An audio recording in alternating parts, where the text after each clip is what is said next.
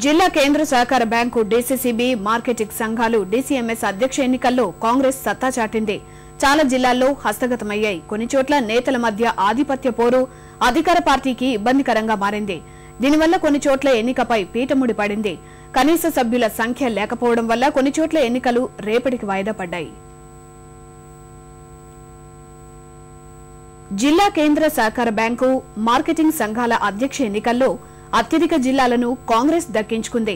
Nellore DCCB chairman గా మెట్టుకూర Dhananjaya Reddy, DCMS అధ్యక్షునిగా సుమంత్ రెడ్డి ఎన్నికయ్యారు.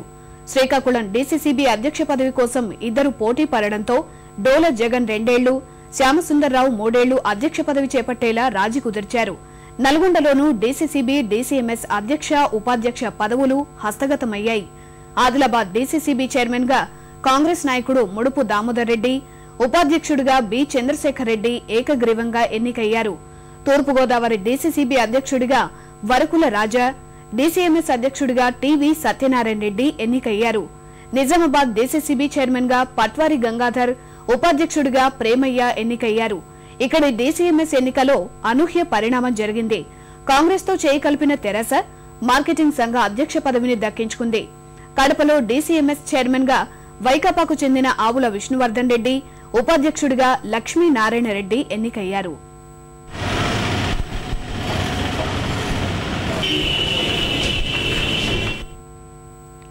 కొన్ని చోట్ల మాత్రం నేతల ధిక్కార స్వరం, ఆధిపత్య పోరాటం ఆ పార్టీకి తలనొప్పిగా మారింది. వరంగల్లో డీసీసీబీ అధ్యక్ష పదవికి మాధవరెడ్డి పేరును సీఎం కిరణ్ ఖరారు చేయగా జంగా రాఘవరెడ్డి ధిక్కరించారు. తనకు మద్దతిచ్చే 11 మంది డైరెక్టర్లతో కలిసి నామినేషన్ వేశారు. నిర్ణీత గడువులోపు ఆయన మాత్రమే నామినేషన్ వేయగలిగారు. ఇక్కడ కోరం లేక డీసీఎంఎస్ అధ్యక్ష ఎన్నిక వాయిదా పడింది. రంగారెడ్డి జిల్లా సహకార మార్కెటింగ్ సంఘం డీసీఎంఎస్ అధ్యక్ష అభ్యర్థిత్వంపై పీటముడి పడింది. దారాసింగ్ అభ్యర్థిత్వానికి మంత్రి ప్రసాద్ కుమార్, ఎమ్మెల్యే కేఎల్ఆర్ మద్దతిస్తుండగా హోంమంత్రి సబితా విభేదించారు. రంగారెడ్డి జిల్లా డీసీసీబీ అధ్యక్షుడిగా లక్ష్మారెడ్డి, ఉపాధ్యక్షుడిగా కృష్ణారెడ్డి ఎన్నికయ్యారు. మెదక్ డీసీసీబీ ఉపాధ్యక్ష పదవిపైన ఆ పార్టీలో ఏకాభిప్రాయం కొరవడింది. మెదక్ డీసీఎంఎస్ చైర్మన్ గా సిద్దన పాటిల్, ఉపాధ్యక్షుడిగా ఇంద్రసేనారెడ్డి ఏకగ్రీవమయ్యారు. కర్నూలు జిల్లా కేంద్ర సహకార బ్యాంకు చైర్మన్ గా శ్రీదేవి ఏకగ్రీవంగా ఎన్నికయ్యారు. అయితే ఉపాధ్యక్ష పదవి కోసం 3 నామినేషన్లు దాఖలయ్యాయి. మహబూబ్ నగర్ లో కనీస సభ్యుల సంఖ్య లేకపోవడంతో డీసీఎంఎస్ అధ్యక్ష ఎన్నికను రేపటికి వాయిదా వేశారు.